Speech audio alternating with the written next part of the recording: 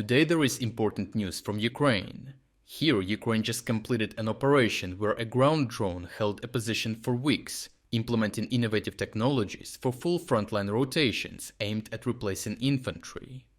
Russia, on the other hand, has introduced an outdated tactic and reintroduced cavalry, with soldiers riding horses to attack Ukrainians over open fields. This contrast was laid bare as Ukraine's Third Army Corps continued scaling robotic warfare, demonstrating that ground drones are not only for assaults, but can also hold defensive lines for extended periods.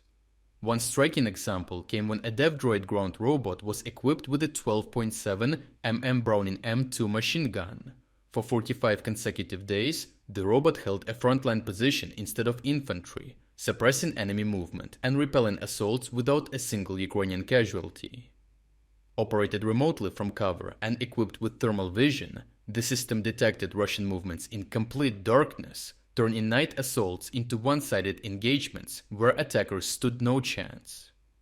Ukraine's shift toward unmanned warfare is a continuous evolution, and as you may remember, the Third Army Corps carried out the world's first fully unmanned assault in July. FPV kamikaze drones shattered Russian fortifications, after which ground drones carrying explosives moved in to finish the job, all without a single Ukrainian infantryman entering the battlefield. In another case, surviving Russian soldiers, overwhelmed by the pressure, surrendered directly to the drones and were remotely escorted to Ukrainian lines as prisoners of war. Such operations are sustained by an efficient decentralized system, with Ukrainian drones remotely controlled from bunkers or armored vehicles and operating in close coordination with aerial drones that scout, jam, and strike targets. With operators positioned behind the contact line and maintenance handled in small frontline workshops embedded within brigades, where technicians repair tracks, sensors, and electronics within hours using mobile tools and 3D printed components. From there, moving into positions where Russians were detected, using relays from air drones to extend operational range, the ground drones would then return just for a swift swap of batteries, together with the ammo to achieve quick turnaround times and ensure constant defense of the sector. While Ukraine is moving forward technologically, Russia is moving backward. On the Pokrovsk front, where Moscow has concentrated the highest number of soldiers and some of its most capable units, Ukrainian soldiers from the 92nd Separate Assault Brigade documented Russian troops advancing on horseback. The first time they were spotted, the Ukrainian operators had no idea what to do and had no choice but to unfortunately hit both the rider and the horse. However, immediately afterwards, Ukrainian operators devised and shared a plan that was soon realized when they deliberately frightened the horses with flybys, causing them to bolt and throw their riders, before neutralizing the dismounted soldiers while sparing the animals.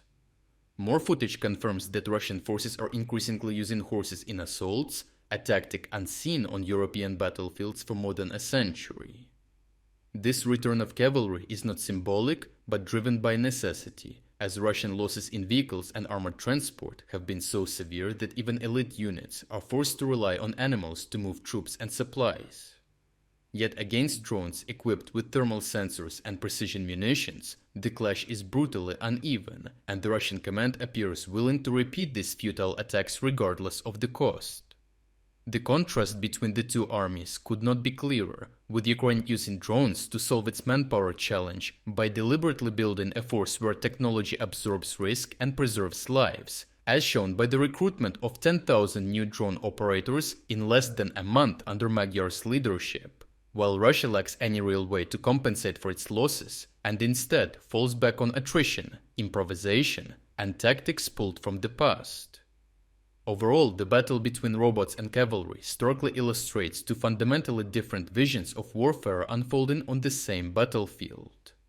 Ukraine is deliberately shaping an army of the future, accelerating innovation with more than 40 domestically produced ground drone models authorized for use this year alone, and integrating them into both offensive and defensive operations. These systems absorb risk, hold ground, and save lives, while Russia, by contrast, is trapped in a spiral of degradation, intensifying catastrophic losses by throwing men, and now even horses, into combat against machines. Lastly, New Year is finally here. So take advantage of our massive 60% New Year discount to unlock full access to our interactive map and exclusive strategic updates. Starting from just $3.99, you will gain access to the uncensored combat footage that we use in every report, as well as all significant events analysis that go far beyond what we can include in our short daily videos.